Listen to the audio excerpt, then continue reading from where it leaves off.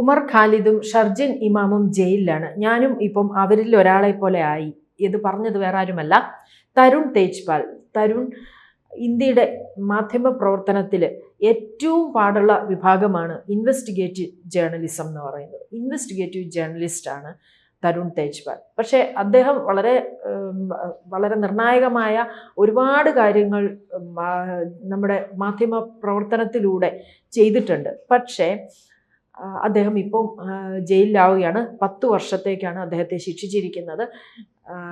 ബോംബെ ഹൈക്കോടതിയുടെ ഗോവ ബെഞ്ച് 2013 ലൈംഗിക അതിക്രമ കേസിലാണ് ഇപ്പോൾ വിധി വന്നിരിക്കുന്നത്. തെഹൽക്ക എഡിറ്ററാണ്. തെഹൽക്ക മാസിക സ്ഥാപിച്ചത് തന്നെ അദ്ദേഹമായിരുന്നു. അപ്പം അദ്ദേഹത്തിനെ കുറിച്ച് ഇപ്പോൾ തരുൺ തേജ്പാൽ ഒരു സെക്ഷൽ അസോൾട്ട് കേസിലാണ് ഇപ്പോൾ അറസ്റ്റ് ചെയ്യപ്പെട്ടിരിക്കുന്നത്.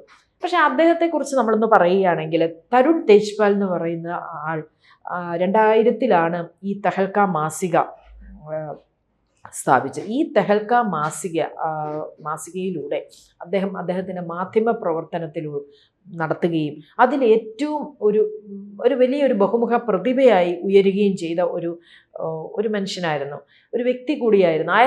അയാളുടെ ശരിക്കും പറഞ്ഞാൽ അയാളുടെ ഒരു ഏറ്റവും വലിയ കഴിവെന്ന് പറഞ്ഞു കഴിഞ്ഞാൽ, അയാൾ പറഞ്ഞ പോലെ ഇൻവെസ്റ്റിഗേറ്റീവ് ജേർണലിസം എന്ന് പറയുന്ന ഈ ജേർണലിസത്തിലെ ഏറ്റവും ടഫസ്റ്റ് ആയിട്ടുള്ള ഒരു പാർട്ടാണ്.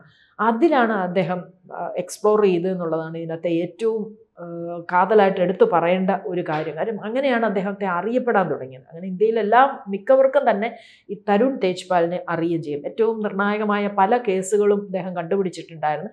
പക്ഷേ ഇദ്ദേഹത്തിൻ്റെ അതിബുദ്ധി കാരണമാണോ എന്നറിയില്ല, അതിൻ്റെ ഇടയിൽ ഒരു കാര്യം അദ്ദേഹം ചെയ്തു. അതിനെക്കുറിച്ചാണ് ഓപ്പറേഷൻ വെസ്റ്റ് എൻഡ് എന്നാണ് പറയുന്നത്. അത് ഈ ഓപ്പറേഷൻ വെസ്റ്റ് എൻഡ് ഇന്ത്യയുടെ രാഷ്ട്രീയ ചരിത്രത്തിലെ ഏറ്റവും വലിയൊരു സ്റ്റിംഗ് ഓപ്പറേഷൻ ആയിരുന്നു. കാരണം ഇത് 2001 വാർത്താ സ്ഥാപനമായ തെഹൽക്കയിലൂടെ തന്നെയാണ് അദ്ദേഹം ചെയ്തത്. അത് ഒരു മലയാളി കൂടിയായിരുന്നു ഇതിന് ഈ ഒരു കമ്പനി സ്ഥാപിച്ചത്. മാത്യു സാമുവലും അനിരുദ്ധ് ബഹാലും ഒരു വ്യാജ ബ്രിട്ടീഷ് ആയുധ നിർമ്മാണ കമ്പനി സ്ഥാപിക്കുകയും അങ്ങനെ ആ ആയുധ നിർമ്മാണ കമ്പനി സ്ഥാപിച്ചിട്ട് ആയുധ വ്യാപാരികളാണെന്ന് നടിച്ച് ഇന്ത്യൻ പ്രതിരോധ മന്ത്രാലയത്തിലെ ഉദ്യോഗസ്ഥന്മാരെയും മറ്റ് നയതന്ത്ര ഉദ്യോഗസ്ഥന്മാരെയും അതിൻ്റെ ഇടനിലക്കാരെയും ഒക്കെ സമീപിച്ചിട്ട് നമ്മൾ ഈ കൈക്കൂലി നൽകിയാൽ പ്രതിരോധ കരാറുകൾ ലഭിക്കുമോ എന്നൊക്കെ ചോദിച്ച് എങ്ങനെയൊക്കെയോ മാസങ്ങളോളം രഹസ്യ ക്യാമറകൾ ഉപയോഗിച്ച് അദ്ദേഹം പലരും ഇതേപോലെ ഈ രാഷ്ട്രീയ നേതാക്കളെ പണം സ്വീകരിക്കുന്നതും കമ്മീഷൻ വാങ്ങുന്നതും ഒക്കെയുള്ള ദൃശ്യങ്ങൾ ഇദ്ദേഹം ക്യാപ്ചർ ചെയ്തു. അങ്ങനെ ഈ കമ്പനി സ്ഥാപിച്ചത് ഒരു വ്യാജ കമ്പനിയായിരുന്നു, ഒരു ആയുധ നിർമ്മാണ കമ്പനി എന്നൊക്കെ പറഞ്ഞ് സ്ഥാപിച്ചതാണ് ഫ്രണ്ട്സും ഇദ്ദേഹവും കൂടി. അങ്ങനെ ഈ ഒരു സ്റ്റിങ് പുറത്തു വന്നപ്പോൾ ഇത് വലിയ ഒരു വഴിത്തിരിവായി. അങ്ങനെയാണ് ഈ BJP ദേശീയ അധ്യക്ഷൻ, അയാളുടെ പേര് ബംഗരു ലക്ഷ്മൺ, അതേപോലെ ക്യാമറയ്ക്ക് മുന്നിൽ നിന്ന് പണം സ്വീകരിക്കുന്നതായിട്ട് ഉള്ള ദൃശ്യങ്ങൾ വന്നു. രാജ്യം മുഴുവൻ ഇത് ഞെട്ടിച്ചു. അതേപോലെ ജെയ്റ്റ്ലി ഉൾപ്പെടെ നിരവധി പേര് ജയ ജെയ്റ്റ്ലി ഉൾപ്പെടെ നിരവധി പേര് രാജിവെക്കേണ്ട ഒരു സാഹചര്യം ഉണ്ടായി. ഇതെല്ലാം ഇദ്ദേഹത്തിൻ്റെ ഈ ഒരു പറയുന്ന പോലെ തന്നെ ഇതൊരു ക്രൂക്കട്ട് മൈൻഡ് സെറ്റിലൂടെ ഇദ്ദേഹം പിടിച്ചെടുത്ത കുറേ കാര്യങ്ങളായിരുന്നു. ഇതെല്ലാം രഹസ്യ ക്യാമറകൾ വെച്ചിട്ടായിരുന്നു ഇദ്ദേഹം ഇതെല്ലാം ഇങ്ങനെ ക്യാപ്ചർ ചെയ്ത് അങ്ങനെ ഒരു കമ്പനി ഉണ്ടാക്കി. അങ്ങനെ ചെയ്ത് വളരെ വിജയകരമായി അദ്ദേഹത്തിൻ്റെ ആ ഒരു ഫീൽഡിലൂടെ ഏറ്റവും നന്നായിട്ട് എക്സ്പ്ലോർ ചെയ്തിരുന്ന സമയത്താണ് 2013 ഗോവയിൽ വെച്ച് ഒരു തിങ്ക് ഫെസ്റ്റ് എന്ന് പറഞ്ഞിട്ടുള്ളൊരു പ്രോഗ്രാം. തിങ്ക് ഫെസ്റ്റിൽ ഒരു ജൂനിയർ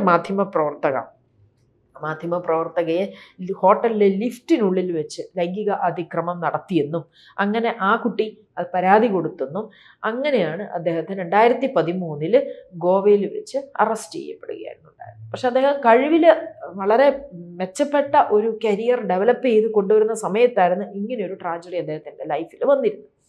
അപ്പം ഇതിനിടയിൽ പല കേസുകളും പല രാഷ്ട്രീയക്കാർക്ക് പോലും ഇദ്ദേഹത്തെ പേടിയായിരുന്നു. കാര്യം ഇതെങ്ങനെയെങ്കിലും കൃത്രിമം കാണിക്കുകയോ എന്തെങ്കിലും കള്ളത്തരങ്ങൾ ചെയ്യുകയോ എന്തെങ്കിലും പൈസ കൈക്കൂലി വാങ്ങിക്കുകയോ ഒക്കെ ചെയ്യുമെങ്കിലും ഇതെല്ലാം ഈ ഇൻവെസ്റ്റിഗേറ്റീവ് ജേർണലിസം എന്ന സെക്ഷനിലൂടെ തന്നെ ആ ഒരു ജേർണലിസ്റ്റ് എന്ന തരത്തിൽ എല്ലാ തരത്തിലും അദ്ദേഹം മികച്ച പ്രകടനം അദ്ദേഹത്തിൻ്റെ ഫീൽഡിൽ കാഴ്ചവെച്ചൊരു ആൾ കൂടിയായിരുന്നു. പക്ഷേ ഇങ്ങനെയൊരു കേസ് ഇദ്ദേഹത്തിൻ്റെ പ്രൊഫഷണലിസത്തിനെ തന്നെ തകർത്തു കളഞ്ഞു എന്ന് വേണമെങ്കിൽ പറയാം. അങ്ങനെ 2013 ഗോവ പോലീസ് അതിപ്പോൾ ഈ ഹോട്ടലിൽ വെച്ചിട്ടാണ് ഈ ഒരു 2 തവണ ഇങ്ങനെ ഒരു അക്രമം ഉണ്ടായി. അങ്ങനെ 2013 ഗോവ പോലീസ് അറസ്റ്റ് ചെയ്തത്. പിന്നീട് 2021 ഗോവ സെഷൻസ് കോടതി തെളിവുകൾ ഇതൊന്നും മതിയല്ല എന്ന് പറഞ്ഞ് അദ്ദേഹത്തെ വിട്ടയക്കുകയായിരുന്നു.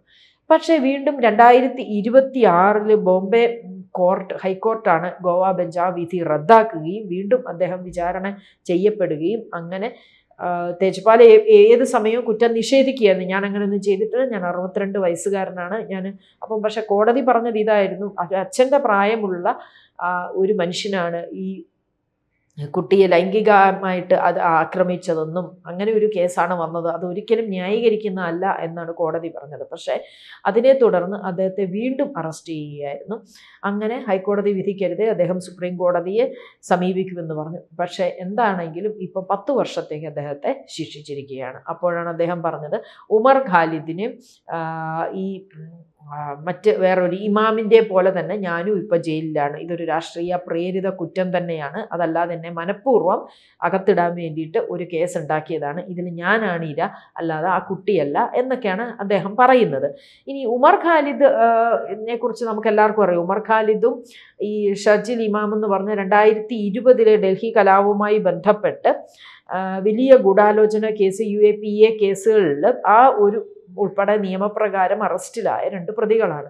പക്ഷേ ഇത് തീവ്രവാദവുമായിട്ടാണ് ബന്ധമുണ്ടെന്ന് ആരോപിക്കുന്ന 2 പേരാണ് ഇവർ 2 പേരും ശരിക്കും പറഞ്ഞാൽ കുറ്റം ഇവർ ഇന്ത്യൻ നിയമപ്രകാരം ഇവർ തീവ്രവാദവുമായിട്ട് ബന്ധമുണ്ടെന്ന് പറയുന്നു. പക്ഷേ ആരോപണ വിധേയരാണെന്നും പറയുന്നു. നമുക്കറിയില്ല ഇവരുടെ യഥാർത്ഥത്തിൽ ഇവരെന്താണ്, ഇവർക്ക് ഇതിനകത്ത് എത്രമാത്രം പങ്കുണ്ടെന്നും ഒന്നും അറിയില്ല. എങ്കിൽ പോലും അവരെ പോലെ തന്നെ ഞാനും ഇപ്പോൾ ജയിലിലാണ്, അവരും കുറ്റാരോപിതരാണ്, ഞാനും ആരോപണ വിധേയരാണെന്ന് മാത്രമേ ഉള്ളൂ. ഞാൻ ഇതിനെതിരെ സുപ്രീം കോടതിയെ സമീപിക്കും. അങ്ങനെ വളരെ ഒരു നിർണായക കേസിൻ്റെ വഴിത്തിരിവിലേക്കാണ് ഇന്നലെ കോടതി ഇദ്ദേഹത്തെ 10 വർഷത്തേക്ക് ശിക്ഷിച്ചത്. പക്ഷേ ഇതിനകത്ത് ഒരു കാര്യം എടുത്തു പറയാനുള്ളത്, അദ്ദേഹം പറയുന്നത് ഇത് രാഷ്ട്രീയ പ്രേരിതമാണെന്ന് പറഞ്ഞതിൻ്റെ ഒരു അതിനെ ബന്ധിപ്പിച്ച് പറയുകയാണെങ്കിൽ, പറഞ്ഞല്ലോ അങ്ങനെ ഒരു കമ്പനി വെസ്റ്റ് ഇന്ത്യ എന്ന് പറഞ്ഞൊരു കമ്പനി സ്ഥാപിച്ചിട്ട് ആ കമ്പനിയിലൂടെ രഹസ്യ ക്യാമറകൾ വെച്ച് പലരെയും, പല രാഷ്ട്രീയക്കാരെയും മന്ത്രിമാരെയും ഒക്കെ ഇദ്ദേഹം ആ ക്യാമറകളിലൂടെ പണം വാങ്ങുന്നതും കമ്മീഷൻ വാങ്ങുന്നതും പ്രതിരോധ കരാറുകൾക്ക് വേണ്ടിയിട്ട് അങ്ങനെയുള്ള കാര്യങ്ങളൊക്കെ ചെയ്യുന്നതായിട്ട് അദ്ദേഹം ക്യാമറകളിൽ ഇതെല്ലാം ക്യാപ്ചർ ചെയ്യുകയും അതെല്ലാം വെളിപ്പെടുത്തുകയും ചെയ്തതോടെ മൊത്തത്തിൽ രാഷ്ട്രീയക്കാർക്ക് ഇദ്ദേഹത്തോടൊരു വെറുപ്പുണ്ടായിരുന്നുള്ളത് സ്വാഭാവികമാണ്. പക്ഷേ ഇദ്ദേഹം ചെയ്തത് ഒട്ടും നീതിയല്ലാത്തൊരു കുറ്റമായതുകൊണ്ട് തന്നെ ഇദ്ദേഹത്തെ 10 വർഷത്തേക്ക് തടവിലാക്കുകയും ചെയ്യും. അപ്പം പക്ഷേ ഇതാണ് ഇതിപ്പോൾ ഇന്നലെ വലിയ വിവാദമായിട്ട് ഈ 2 കമ്പാരിസൺ അദ്ദേഹം വെച്ചതാണ്. ഉമർ ഖാലിദിനും ഷർജിൽ ഇമാം എന്ന് പറയുന്നത് തീവ്രവാദ കുറ്റവുമായി ബന്ധപ്പെട്ട ആരോപണ വിധേയരായ കുറ്റവാളികളാണ്. പക്ഷേ ഇതിന് അതേപോലെ തന്നെ ആയി ഇപ്പം ഞാനും എന്ന് പറഞ്ഞു കഴിഞ്ഞാൽ അദ്ദേഹവും ഇതേപോലെ രാഷ്ട്രീയ പ്രേരിതമായൊരു കുറ്റം മാത്രമേ ഉള്ളൂ, അല്ലാതെ അത് ചെയ്തതിനെ ഇപ്പോഴും അയാൾ ന്യായീകരിക്കുന്നില്ല. അപ്പം അദ്ദേഹം പറയുന്നത് ഞാൻ ഇങ്ങനെയൊന്നും ചെയ്തിട്ടില്ല എന്നാണ് പറയുന്നത്. അപ്പോൾ എന്താണെങ്കിലും വരും ദിവസങ്ങളിൽ ഇതിനെക്കുറിച്ച് കൂടുതൽ അപ്ഡേറ്റ്സ് നമുക്ക് അറിയാൻ പറ്റും.